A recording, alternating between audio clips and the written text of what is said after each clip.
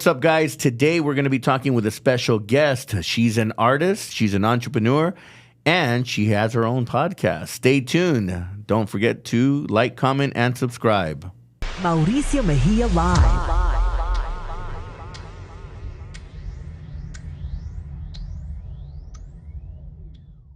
Today we have a very special guest. You came in from a long way to come visit us here in downtown San Jose. So thank you very much for taking the trip. We want to welcome Sonya Paz to our show. She's going to be sharing her journey, talking about where she was born and raised, and then the beginnings of what sparked the art in you, and maybe some other surprises. So welcome to the show. Thank you for driving all the way out here and joining us. Yeah, thank you. Thank you so much for having me, Mauricio. Boy, it's so fun to be able to do this after knowing each other online and seeing all of your successes and journey throughout the years. Thank you. Yeah, well, we've been following each other for about 10 years now, maybe a little bit longer. And I think what caught my attention many years ago was your art and the colors and the vibrancy in your artwork. And that's just what caught my eye. And ever since then, I've just been following and just watching your journey as well. Awesome. And appreciate, the positive that you keep putting out. Some of the art pieces that I fell in love with on your site and things that I've seen are the love ones, the ones with hearts and love. And, yeah. We're in a current stage in the world right now where we need to give it a lot of love right now. That's an understatement. Definitely.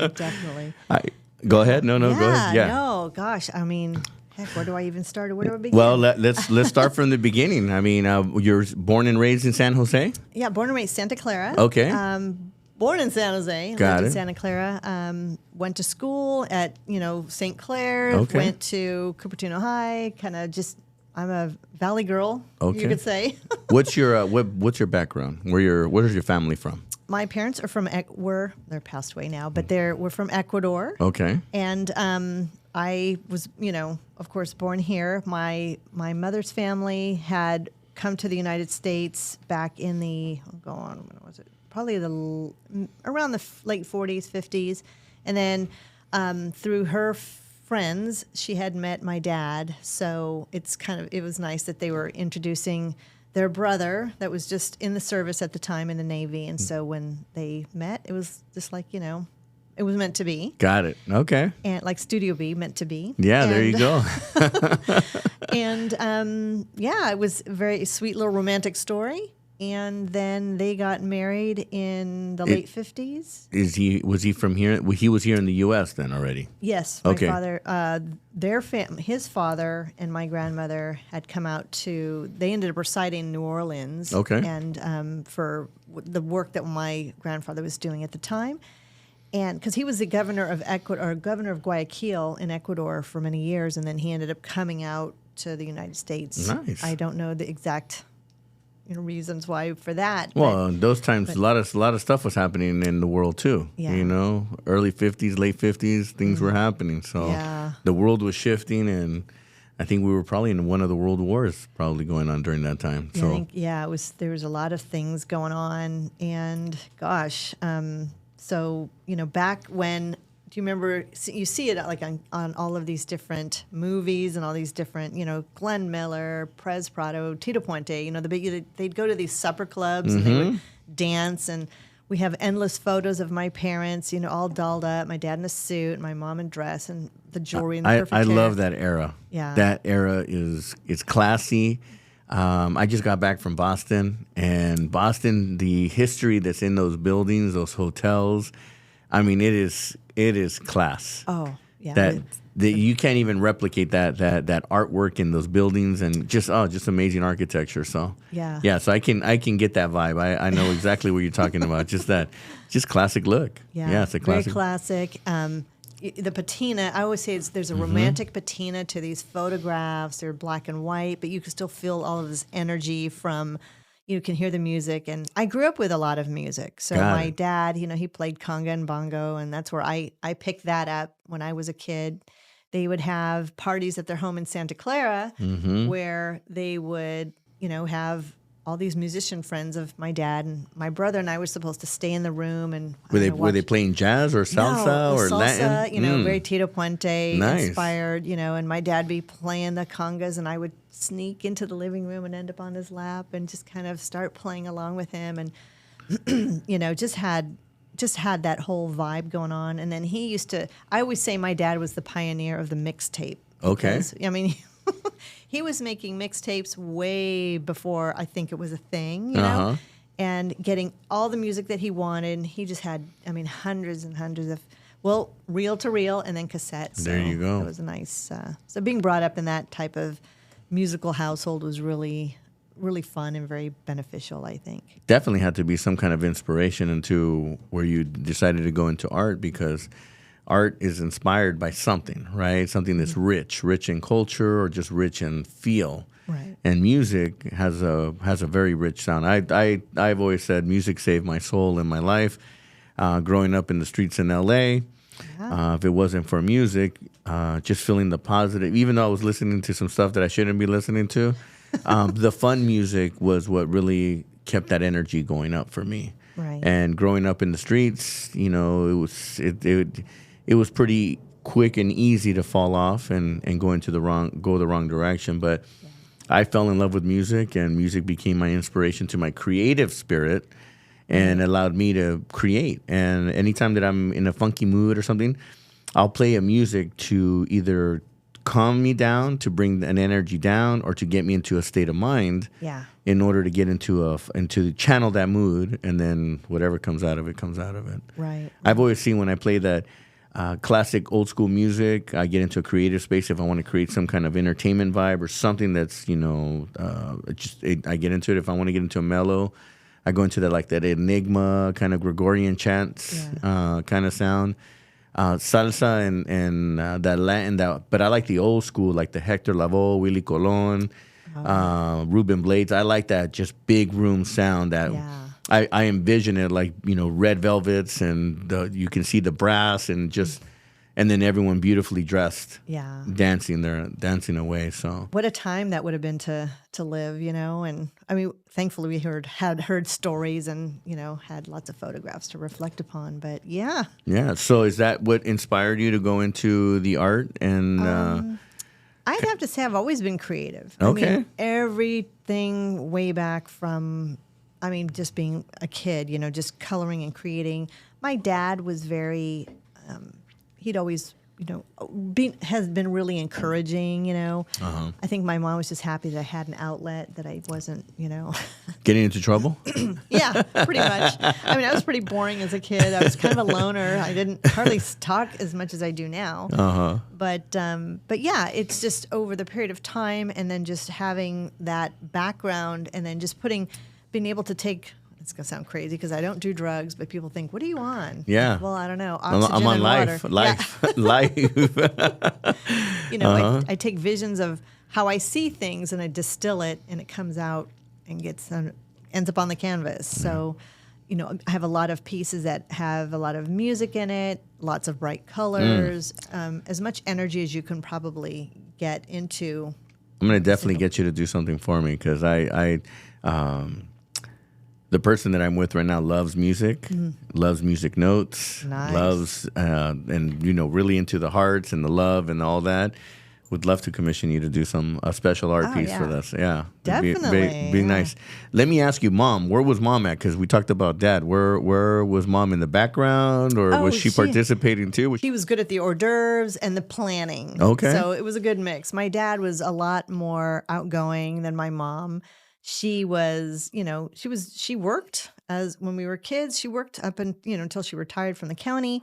So she was there, and she, always put together just right, the hair, the makeup, the whole spiel thing. Mm-hmm. And but it was a good partnership. But my dad, his haven was to go out in the garage and do a lot of the, he had 4 or 5 cassette players out there, reel to reel, recorded us as kids talking and things.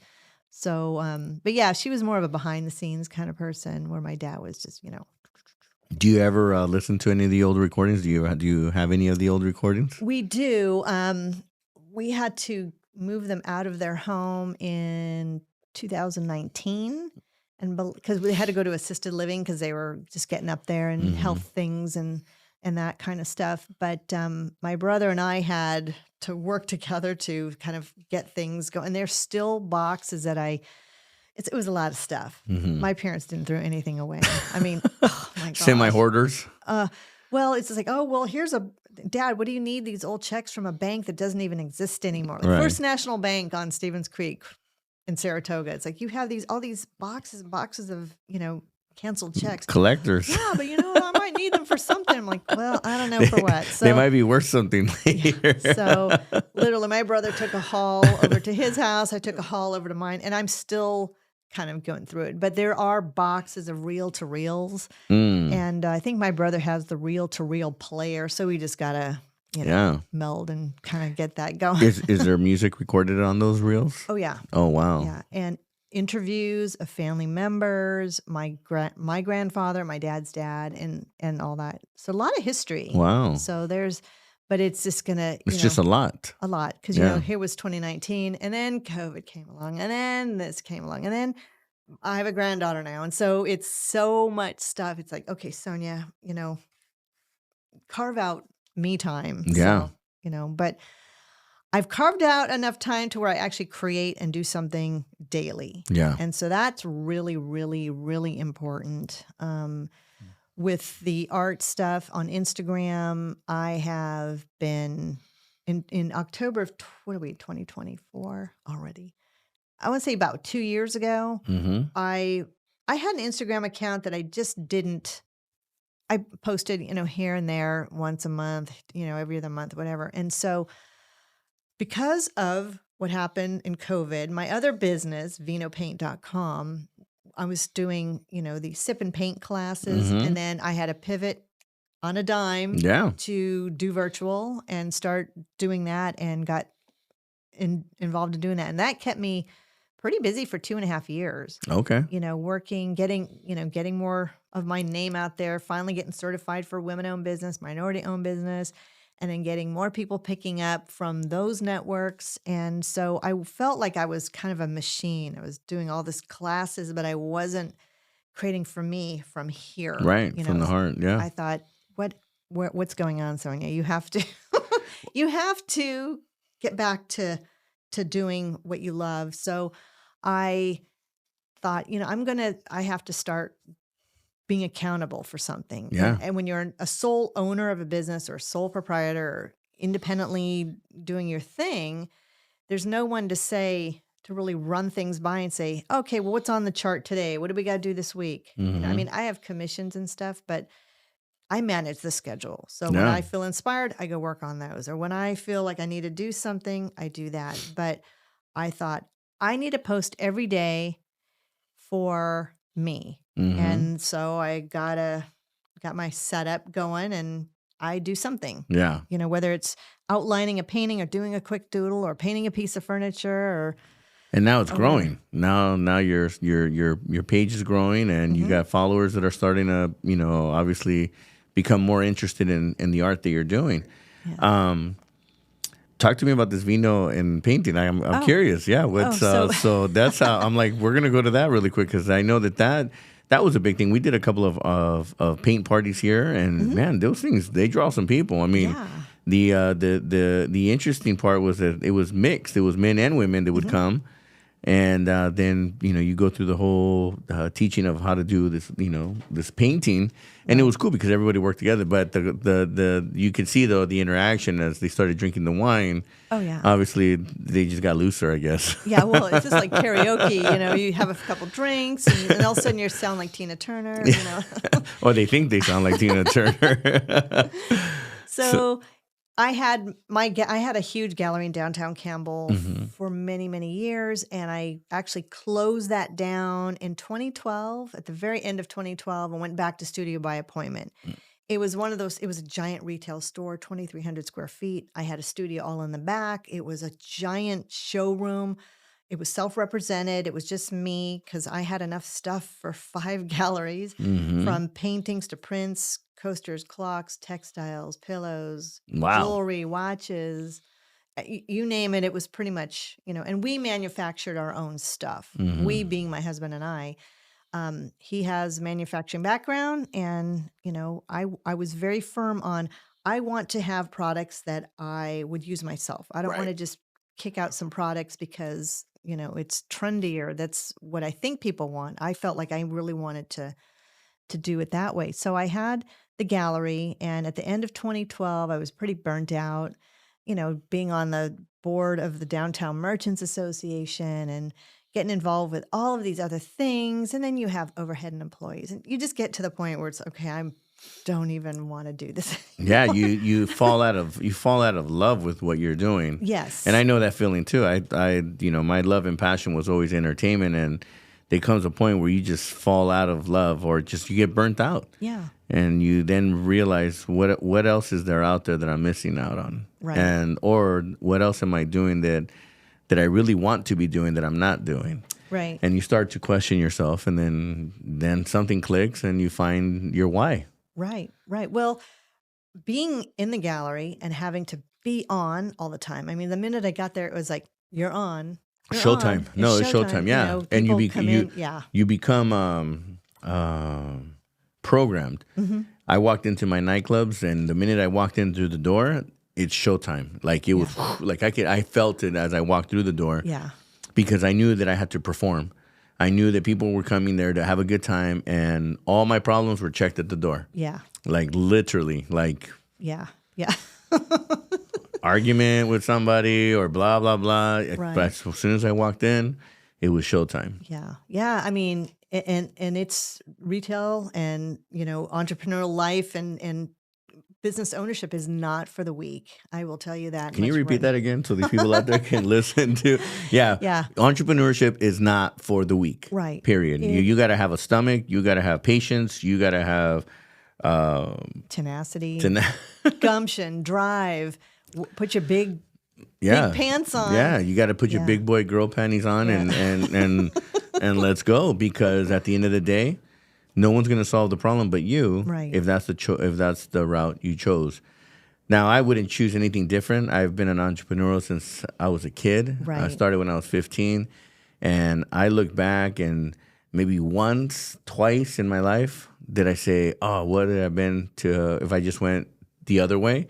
And the minute that crosses my mind, my stomach turns, and I'm like, hell no. Right now. No, I'd rather go through the pain of my own self-infliction or whatever it is. Absolutely. Than to go have somebody tell me what to do or how to do it or follow that path. It's just not, I'm not cut out that way. So right. I've been conditioned my entire life, at least to do things on my own and create. Yeah. And I love to create. Entertainment is a part of creation too. You're creating that smoke and mirrors for people, and was the inspiration to why I wrote my book, Smoke and Mirrors. Right. Mm-hmm. So. Right. Well, having the gallery, it was riding the wave and doing the journey. Yeah. And I felt like, I had my own in 2004. Opened up my own studio / gallery in Santa Clara, just kind of off the beaten path. From there, was at Santana Row for a little bit, part of a SPREE, which is it's a specialty retail leasing program. Mm-hmm. So I was there for about 6 months because between permanent tenants, Santana Row does not want any downtime, doesn't want papered windows. Let's plug you in here, let's plug you in there, just to keep things. Right. So we were there for the holiday of 2006. Mm-hmm. And then from there, I ended up in downtown Campbell in a small little shop. Realized, I really like this town. It's got a great vibe. Yeah, Campbell's off the hook. Yeah. Merchants Association was kick ass. Can I say Yeah, no, you can say that. We're not regulated here. We're on the internet here. So it was just really top notch. And I thought, there was an opportunity to grow and get into a big, brand new space. So that's where we ended up. So that's the long answer to your question on how Vino Paint kind of came around. So after closing and moving back to studio by appointment in 2000, what year was that? That was 2012. So in 2015, I thought, I was kind of hiding out, getting all of this, work done, and talking with friends, my networking gal pals. They said, oh, you got to do these. I'm like, I don't want to teach anybody anything. I don't want anyone asking me questions, And it was just, they said, no, you would be good at it. And I just thought, you know what? I'm going to order a PA. I'm going to order a headset. I did a draft painting. I built the website in a week. I trademarked the name. I registered the domain within a week and a half. And I called it Vino Paint. So, it was actually going to be called Mojo Paint. Okay.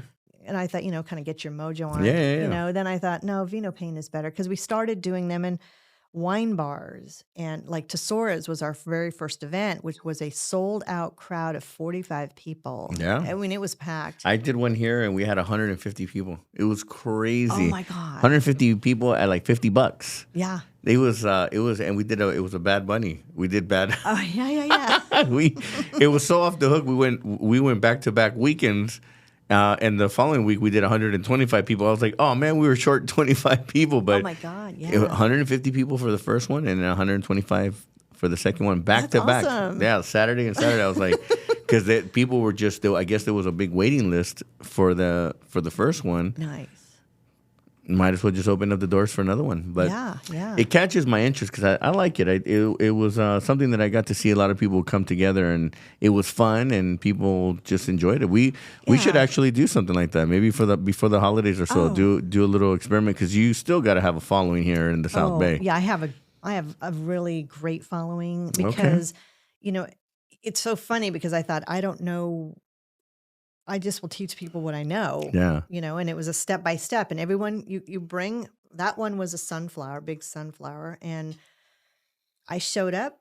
I mean, I posted on the website. It just was like boom, bada boom, bada boom. And we ended up selling out. And it was, okay, everyone, we're all going to do this. But I explain everything like I'm talking to like a fourth grader. Yeah. Not that my No. You have to keep it simple. Yeah. I mean, art is really simple. Right. I mean, you only make it complicated if you if you want to. I mean, if you want to really get serious and deep into it. But no, art's supposed to be fun and simple. So I know you brought some samples with you. Let's kind of see what you got. I mean, okay, this is painting on a barrel stave. This isn't the Vino Paint stuff. This is my professional stuff. But and then all this stuff is for sale here. Oh yeah. By the way, we're gonna get a commission here on Mauricio Mejia Live. These are pieces that I've done online on Instagram. This is one of the metal pieces. Yeah, I love the metal stuff that you're doing. The hearts were just amazing. I'm in love with those. Oh, thank you. Here's one of the. And my style has evolved over the period of years. So people can. Yeah, no, I love it. And you're just the detail. I mean, the detail in all of the. Yeah. I mean, this is some really fun, cool stuff. And I love the colors again. Just this has got to be my favorite one right now so far. The heart, I just love it. Yeah, that one there is the vision, and I mean, I don't do just hearts, obviously, but and then this is one of the metal. This is called Birds of a Feather, and it's one of the thing is the way I make it is that when you shift it in the light, it actually has a real interesting 3D look to it. So, mm-hmm. Oh yeah. It actually kind of moves. Yeah, so pretty cool stuff. I mean, I always say that the art keeps me out of trouble, so that's probably a good thing. Keeps the mind busy. Yeah. Obviously, your people want to find your art, they can go to your website. Is it Sonya Paz, right? Yes, Sonya Paz. Sonya Paz. I say Paz. Paz. Paz. I know my parents say Paz. My brother says pause, and I say Paz. So I mean, when you have a name like Sonya Paz, you use your first initial in your last name. I am S Paz. So yes. Spaz. I mean, some people go, "Oh my God, you realize that your initials are like Because when I worked in high tech, I was Spaz at Claris. I was Spaz at Adobe, Spaz at Microsoft. Oh, yeah, the email. I know, so people get a little bit. What's been some of your big inspirations to doing some of the art that you've done? I mean, music was one. Music, but there's got to be. Is there a cause that's behind what you do? I mean, some kind of maybe some organization or something. I mean, Yeah. what is sometimes there's got to be a bigger why for all of this, right? I mean, there's a purpose. You know, it's I mean, art can go so many directions. Yeah. It definitely feeds me as far as being able to take my feelings and put it out there.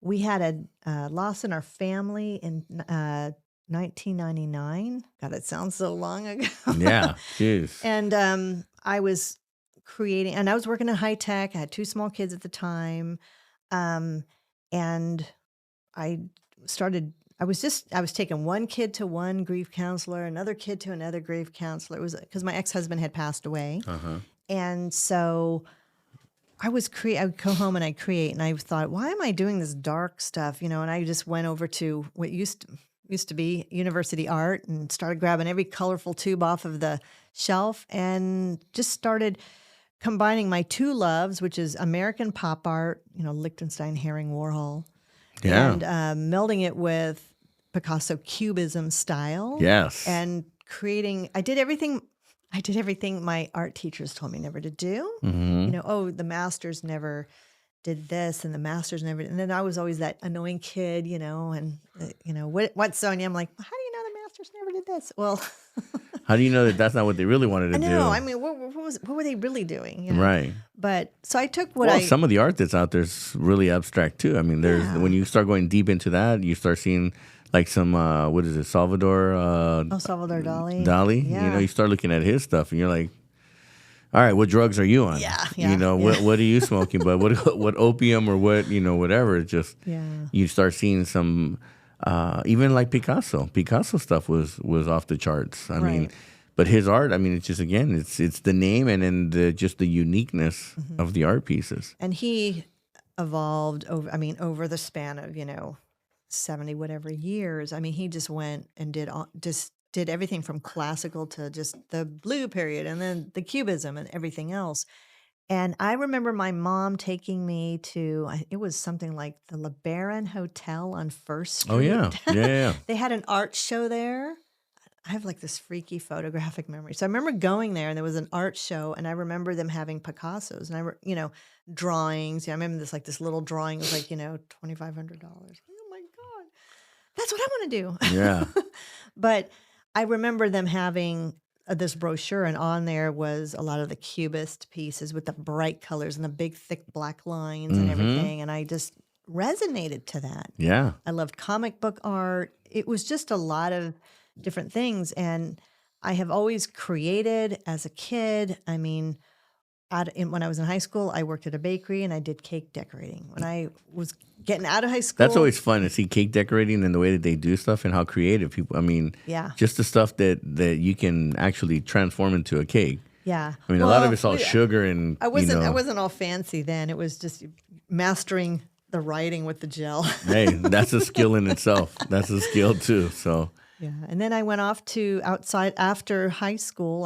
I begged my parents to let me go to floral design school because I was working at a florist and no one was going to take you seriously unless you went to school. So I went to Fullerton, Anaheim, to go to floral design school for like 3 months or something. It was a trade type thing, and I got a job before I even left the class. So at Amling's on El Camino Real, which was like one of the biggest florists of the day back in the 80s. And so I did floral design and then had my own wedding business for a while. And then, then I went to sell cars.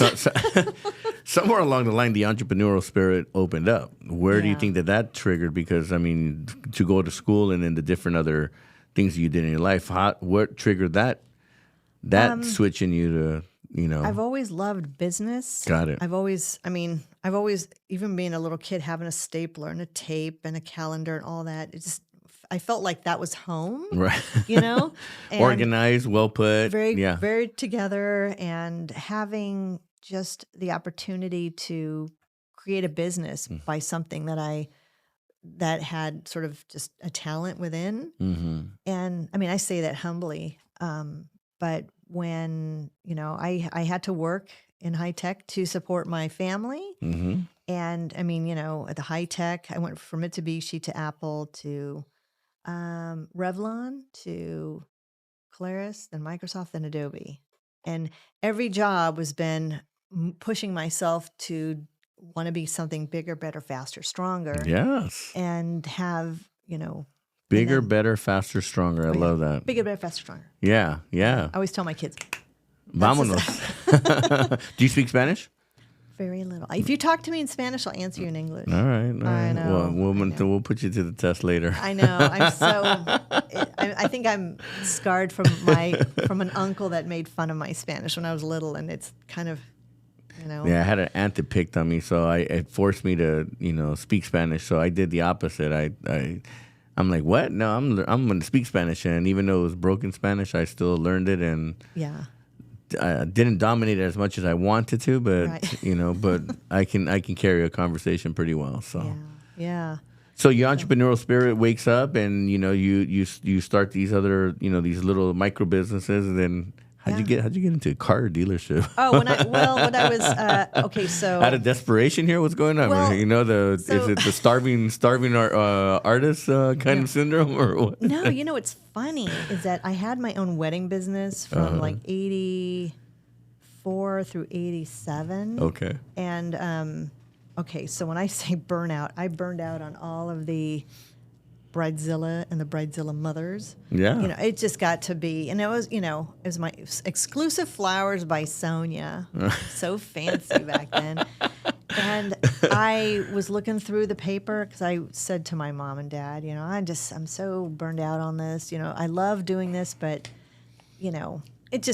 it's something because somebody actually made a reality show about that, But I was looking through the paper, and there was a big ad there. It said Mitsubishi on Stevens Creek, hiring, and and I went over there and I applied, and they hired me.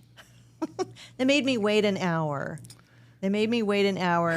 Waiting there, and he wanted to know. I just wanted to see how tenacious you are, and I was like, boyfriend, really? Yeah. But you know what? That was one of the best experiences. I mean, I did it for about a little over a year, but it taught me how to talk to people. Yeah. One-on-one strategies. You got to hear a lot of no's. I'm not interested, or slow down. Don't, I know. I don't want to be sold. Yeah, you're being sold right now, bud. Right, and I was the only woman on the showroom floor.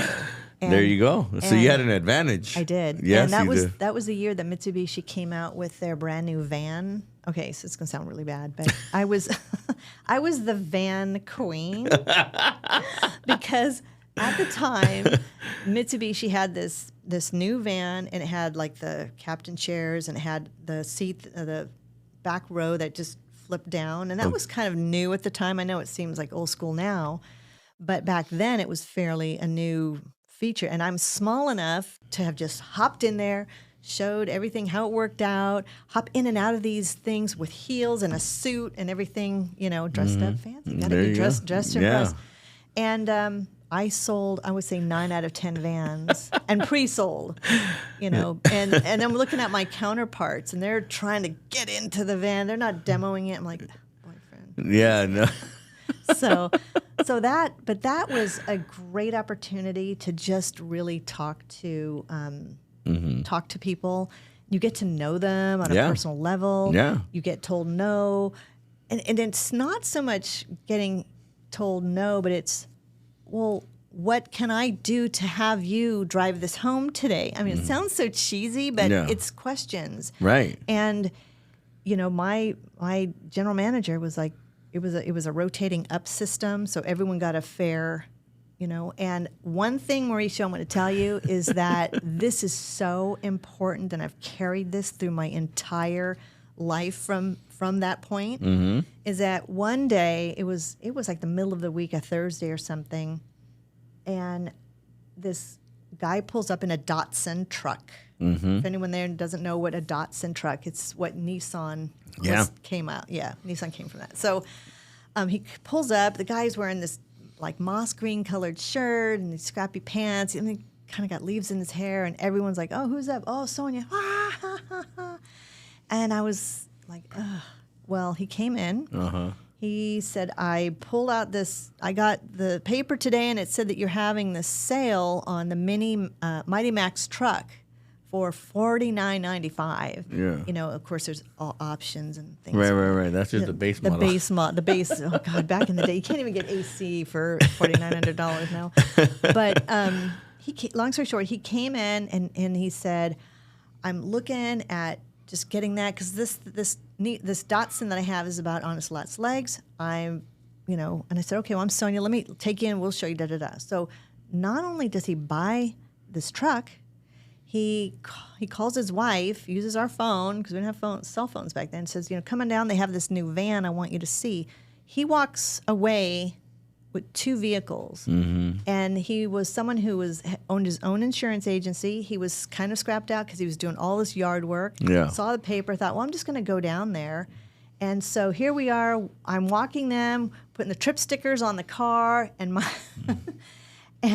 my coworkers are like, what the heck? And I was like, this can I do a gesture here? Yeah. So I look at them as I'm walking them out, and I turn to my coworkers. I'm like, yeah, because it was to them. It was like, you pinned this person as no sale. They judged the book by its cover. Absolutely. Yeah. No, they had no idea. That I've learned that lesson a long time ago. Being in the entertainment industry, I treat everyone equally as they're coming in. Mm-hmm. And at the same time, you get to know people, right? And you get to know personalities. You get to understand human behavior. Yeah. And that's really when somebody is there, like for sales. I mean, in nightlife, we're selling an experience. Right, so, right. We're taking money from you at the door, and we're taking money from you at the bar, and we're selling you smoke and mirrors. We're selling you an illusion. We're selling you an experience. An experience. Yeah. Absolutely. And at the end of the night, we know that you loved it because you're telling us how much you loved it after you've had a couple of cocktails. Right.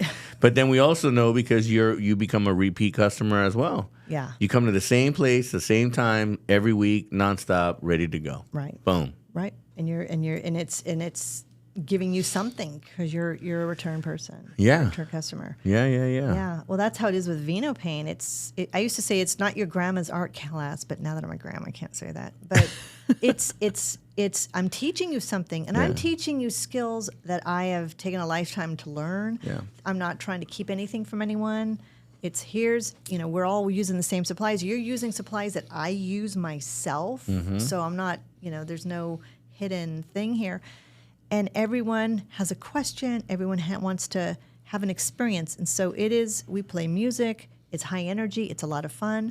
But it's serious, too. And somebody can walk away with a painting completed within a couple of hours. Yeah. Some of the artwork that you've had, you obviously sell it. What's probably your highest ticket price piece of work that you've put out there?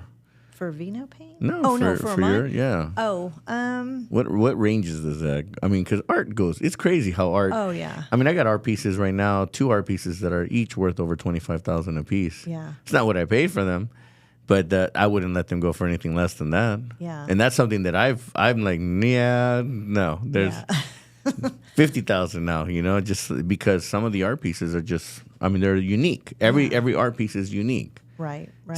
So I mean.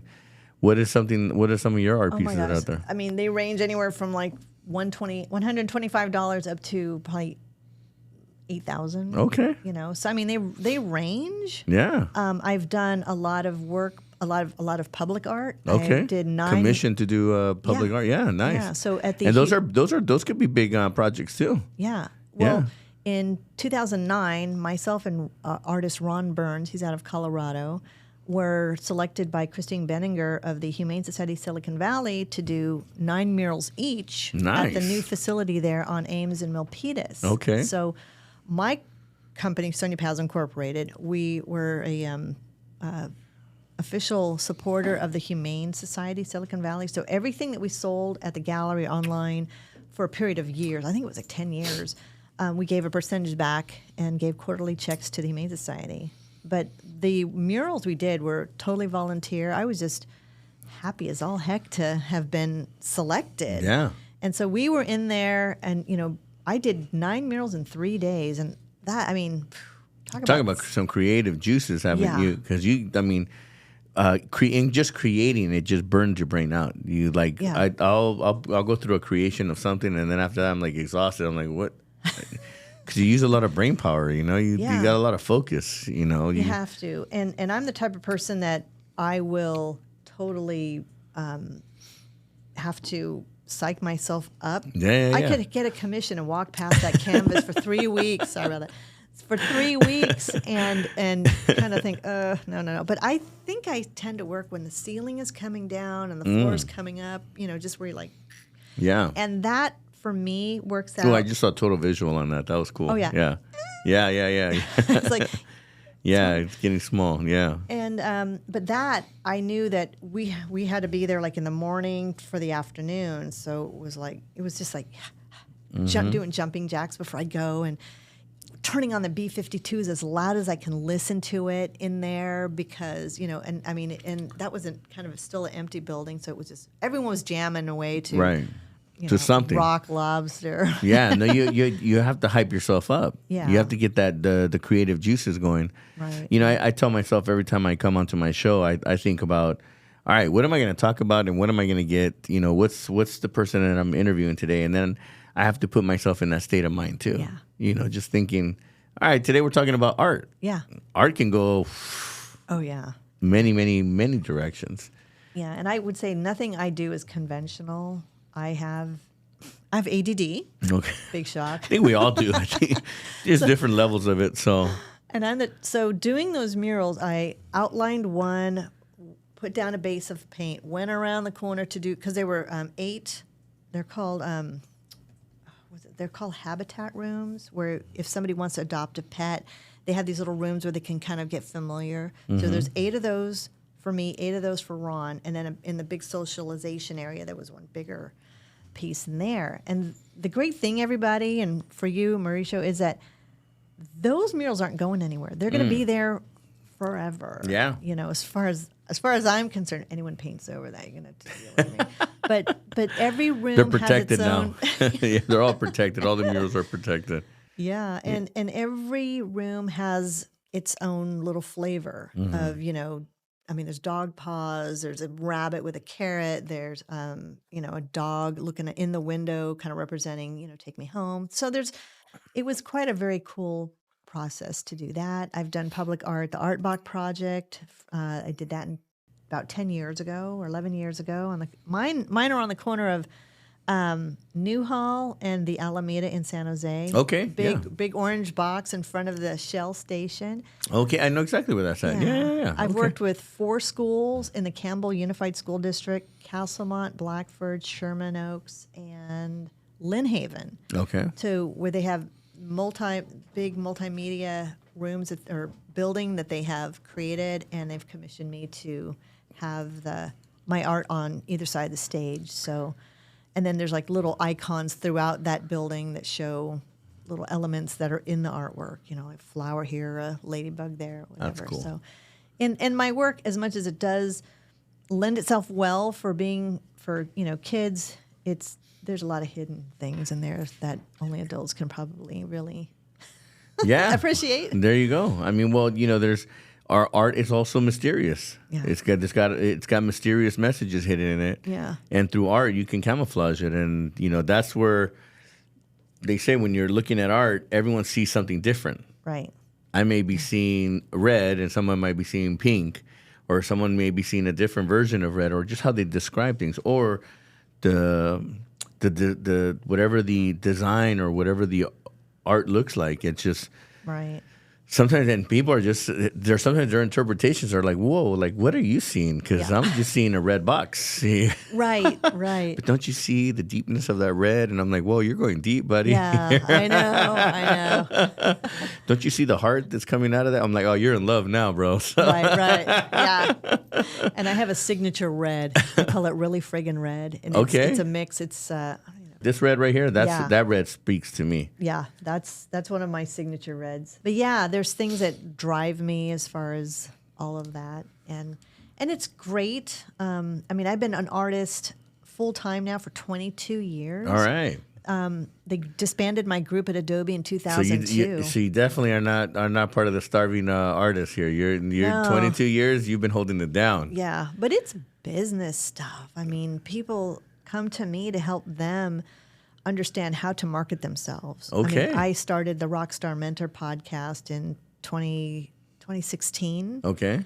And how's that doing? Well, I have 130 episodes Okay. that I did over the period of like 3 years or something. But then a lot of family, with the thing with my having to deal with my folks and, Okay. moving them. And I kind of put that on the back burner. But there's a lot of great value nuggets in there for people on how to get your art out there, how to overcome rejection, how to present yourself well to a gallery there's so much great detail in there that it's, and I'm not saying I'll pick it up again. It's just, I got to breathe a little bit. When you when you find the time, right? When you find and where can they find your channel? Is it on YouTube? It lives on YouTube? It's on Rockstar Mentor. It should be on YouTube, but Okay. it's on Apple iTunes Got it. and all of the majors. Yeah, and then I have the other podcast, which I don't know if you knew about. It's called I just this year launched another podcast called Investigated. Okay. Myself and my co-host Marek, he's a private investigator. Oh and shit! Well, I hope you didn't investigate me. This is a story of my childhood friend who was murdered by her father, her sister, and her mother. The three of them were murdered by the father. Oh wow. And they were our neighbors and friends, and she used to babysit me. And it is my curiosity on what happened, what really happened, and then just getting all the evidence. And I mean, it was a solved case. It wasn't, but it's a kind of a long story. But in short, is I started to uncover things, and I did a TikTok back in December of last year because I thought, well, it was one of those trending things, hey, here's a crazy story. Well, here's my crazy story. I had these neighbors and our friends, but I didn't say what their name was, and I kept it really brief. And then all of a sudden, that TikTok shot up to like 18,000, 22,000, 35,000. Now it's been at like 64,000. But it was sort of like at the end of that, I said, if anybody is a true crime podcaster who wants to talk to me about the story, hit me up. Mm-hmm. And then talked to my niece, and she's in the web media business. She goes, oh, no. You don't be an episode on someone's podcast. Do your own thing. So I did, and it was season 1 is all about the Pearson women's murder, and it's 14 episodes in season 1. So, but I interviewed the main witness, the main investigator. Wow. I found the remaining investigators on the front end of the case, on the back end of the case. Which case was this again? James Arthur Pearson. Okay. He murdered them and buried them under the house. Oh, wow. They weren't found for like 4.5 years later. It's an incredible story. I mean, it's so sad, but the story, I mean, when I was doing the TikTok, I thought the trail ended after he murdered them and ended up in Utah. But that was the beginning of a crazy journey that he took himself on, and then ultimately got caught. And how he got caught is nothing short of a miracle. It's something that you see out of a movie. But anyway, so I feel real proud of that podcast. So, and that was something I had to get out of my system. There's no limit, as you know, to be an entrepreneur. I can be a podcaster. I can be. Well, I think that today, now, if you don't have a podcast or you're working on one, you're going to have some struggles in business, or it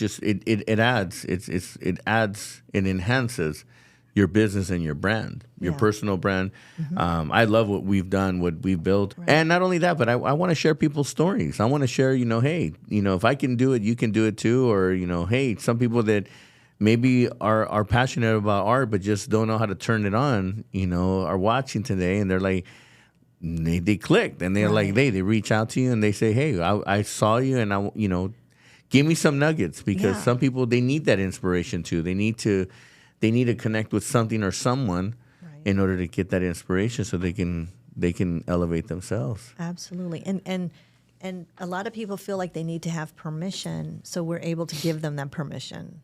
And you can, some friends, well, I don't want to put my stuff out there yet because I'm not ready. Well, ready for what? That's Get it out there. That's Get it what I out tell there. people in business. I'm like, it doesn't have to be perfect. Just go. Yeah. The podcast, when we built this, it wasn't perfect, but we got it quick. We learned quick. Everybody learned quick. So now to the point where we just come in and the mics, everything is dialed in because it's repetition, right? Repetition, and then we learn as we go, and things happen. Yeah. Who were some of your inspirations? And I mean, we talked about some artists, but who truly, aside from maybe something that inspired, but what artists out there really inspired? And I know you shared some pretty good ones on some of your what inspired you to do certain versions. But is there an artist that really just hits you? Oh my God, there's so many, and a lot of them are my friends too. Okay. And I know if I start naming names, and if I don't mention somebody, No. It's okay. I mean, Disclaimer. I mean, I have done. I'm very out. You know, I'm saying, well, I'm out there, but I mean, I'm very Subject to extroverted. interpretation, guys. Jesus, guys, come on. Stop. Have you seen my artwork? Yeah.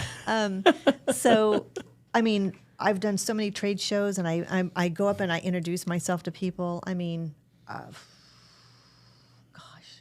there's so many. Who's your number one? How about that one? Oh, your number one inspiration. Me. No, I'm kidding. I want to thank me for doing all the work. No, well, if I'm going to thank anyone for helping, I would have to give 1,000% to my husband. He is not creative at all, but he saw the vision to have the ceramics done. You know, so we went to Art Expo in 2004 and 2005. On the way back home from being there in 2004, it was like, wow, the vibe of Art Expo New York City was products. People had products made of their art. It was like the whole art retail business. And so he said, well, what do you want to do? I said, well, I don't want to do something that everyone else is doing. That's when we came up with the watch line. Okay. And then from there it was ceramics. And then from there it was, oh my God, pillows, textiles. I mean, the list goes on and on. And there's money in all that?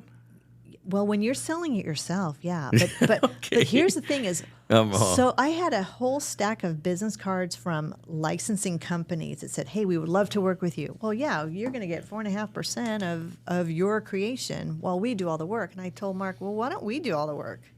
Why don't we look and see about having our own watches made? And we went above and beyond to create a really fine product. Oh, wow. You know, we were working with all different kinds of overseas manufacturers, but we were for the watches, for instance, we were having the watch face itself made at Calypso Color Labs. They're not there anymore. They were in Santa Clara, but it was a photographic process for the face so that it would not fade. And so, because you can go and have a watch made and they'll make an image of your art or your whatever, and over time it's going to fade. So we wanted to make sure that that was a selling feature. Got it. So, I mean, that's just an example. I mean, some of my artist friends, like Anne Luck out of Chicago, Michelle Allen she was in Oregon or Washington. Now she's in Tucson. My great friend Susie with archaeology, she's amazing. Her sister Polly is amazing. Oh my God, Mary Medrano, Shen. I mean, God, there's so many. And I know if I missed, you didn't mention me. Like, well, come on to the podcast. There you go, huh? We'll have to bring you onto the show. But all of them have been such an inspiration and great friend over the years. And when you can have camaraderie like that, it really, and we're not competing with each other. We're not saying, well, I painted that, so you can't. Oh my God, get over it. You know? But it's just it's great to have arty friends, and I really love that. You know, oh, Jen Rains. Yeah, see now you're remembering. Now you're she's and so many people. I was in the Artist Guild of San Francisco, and there's a lot of people that I learned from just different things. I will give Mary DeLave a shout out because when I first applied for the Artist Guild of San Francisco, you know, it's kind of a highly sought position to get into to show with them because they show it like Union Square and Washington Square and all the prime places in San Francisco. And this was back in 2001, 2002, I think 2001 through 2006 timeframe. And Mary DeLave said to me, she's a fantastic artist too, and she said, well, we see that what you're creating here. And at the time I brought, like a guitar and some, like a funky cityscape of San Francisco and some other things, dogs and cats. She goes, I love what you're doing, but this is what she said, I just want to see what's Sonya going to create next. I know you have more in your voice. What else are you going to say? And that just stuck with me. I thought, you're right. I don't want to be one of those people painting the same thing every time I load the brush up. So that was sort of a bit of permission, I think, as well, is being told, what else is there? Challenge yourself. What's your favorite version of painting? I mean, there's water, there's oil, there's all different kinds. What's your favorite? Yeah, I mean, acrylic is my jam. Okay. It's what I don't like the smell of oil paint. It takes forever to dry. The smell just isn't. I don't like it. Yeah, it's pretty strong. Yeah, it's strong. You need solvents to dissolve and clean the brushes and all that stuff.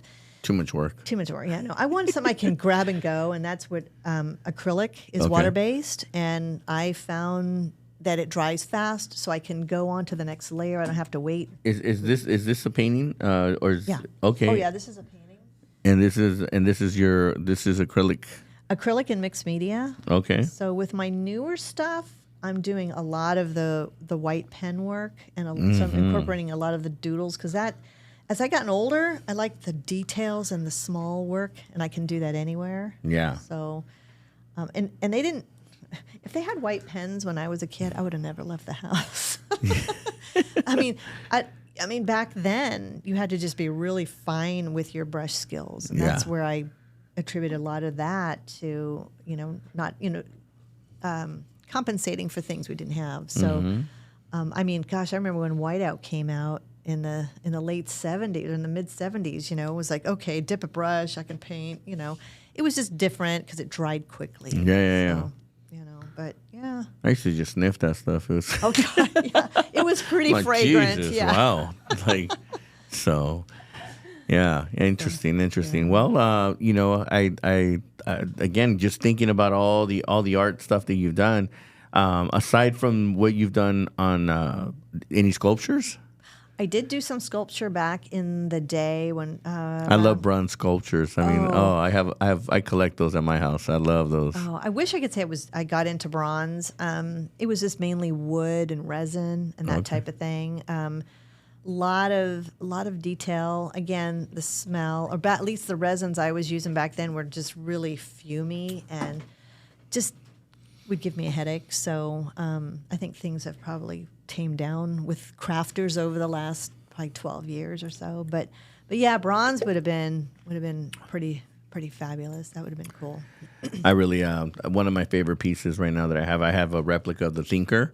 Oh yeah. And I have that at home, and I just that's really an inspiration. And then I have a bronze of a bull. Oh, nice. I have that. I just love the and it's a cool bull. It's not like the New York Stock Exchange bull. That's cheesy. So this is a real cool bull. Yeah. Stuff like that. Yeah, no, it's just again going back to just becoming that creative person and getting into those creative spaces.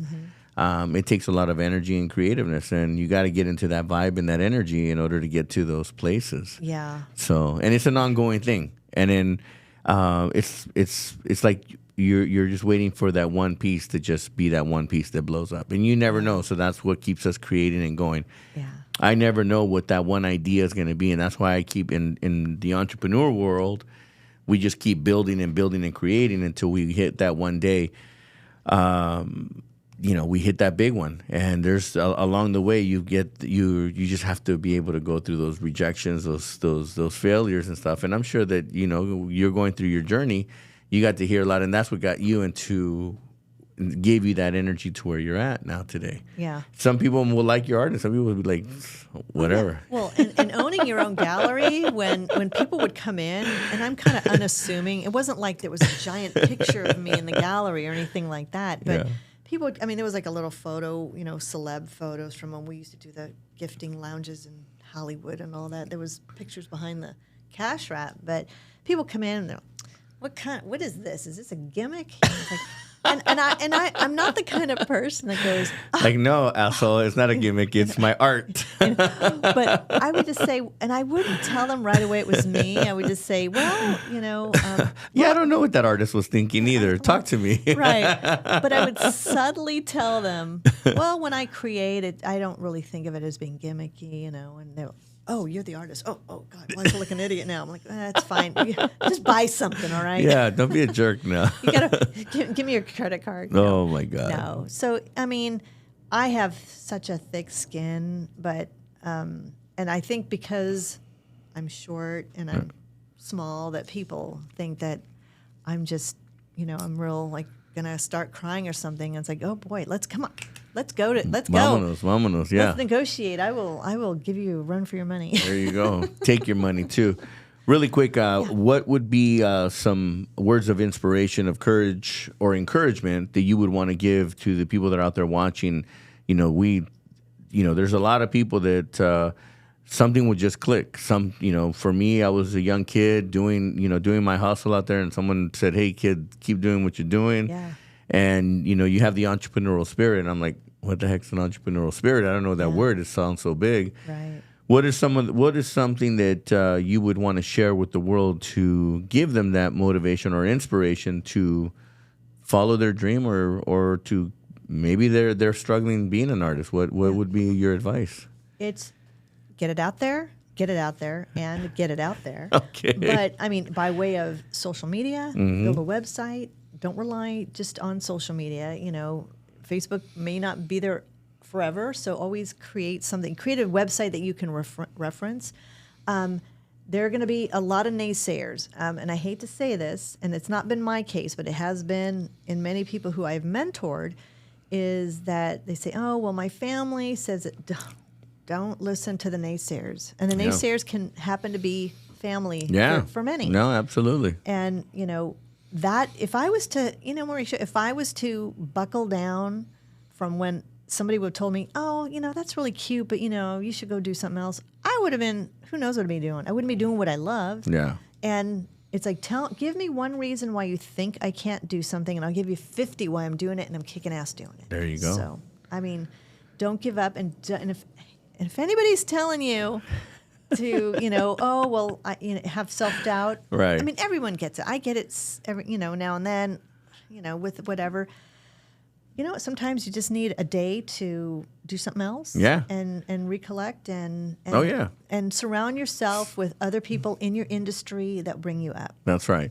And great point. I think that there's going to be people that are going to say things that are hurt your feelings. It's just people just sometimes just say stupid shit that come out of them without really thinking about it, and they're hurtful. And like you said, you just got to take a step back, regroup yourself, and just follow your passion, follow your heart, and follow your dream. Yeah. And never stop dreaming big. Right. For me, that's what keeps me going. I keep thinking, what's the next level for me? How big? I mean, you've seen my progress. Oh yeah. And I think that's just been my tenacity, right? Just keep going, keep growing. Yeah. And for the people that have doubt, and trust me, I've been in the last 60 days, there's been a lot of people that have, even commented on my podcast, hey, why do you spend your time on your podcast? Why are you wasting on your little podcast? And I'm like, my little podcast. I'm little word. My little podcast. I'm like, all right, that just gives me more rocket fuel to continue to do, because that means I'm on the right path. Right. Those to me are signs that I'm on the right path. And for me, we've gotten a lot of great compliments on our studio and on the show. Yep. And we have a lot of great guests that want to be on the show. And some that I haven't even invited that want to be on the show, and it just those are the moments that I look back and say, that's why I do this little show. Yeah, I know. That's funny. So many people with that word. Oh, you have such a cute little business, and it's like, yeah. And I don't know if they say it because they think the word cute.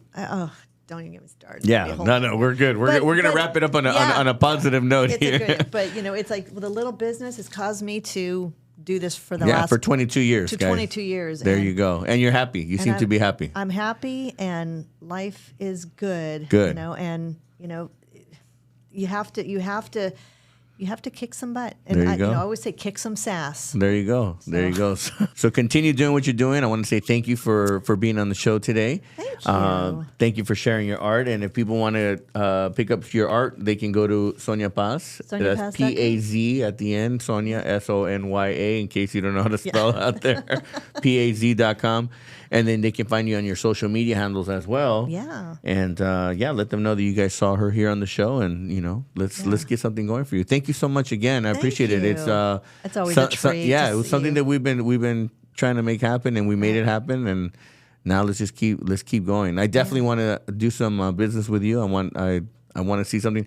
I was thinking more like almost like a 2x2 square with something in the middle, something rich red, just vibrant. Yeah, I know. We talked about that. Yes. Yeah. So you kind of know where I want to go with it. Yeah. Definitely a heart. Just because I'm in that love mode right now. Yeah, that's awesome. I'm trying to see when I'm going to fizzle out, but it keeps getting. I see hearts everywhere now. I'm like, oh, did you see that heart over there? Yeah. I'm like, no, we made something very personal for you. Yeah, please, I appreciate that. Yeah, some music notes in it would be nice too, to incorporate love and music. Just because it's something that I'm really into as well. So anyhow, thank you so much again for being here, and we look forward to seeing more of you out there. And congratulations on your successes and your continued success. And keep doing it for another 22 years. Yeah, I know. Thank you. So y'all stuck with me. All right, there you go. Thank you again, Mauricio Mejia live here with Sonya Paz, and stay tuned. We got a lot of more guests coming up. Mauricio Mejia live.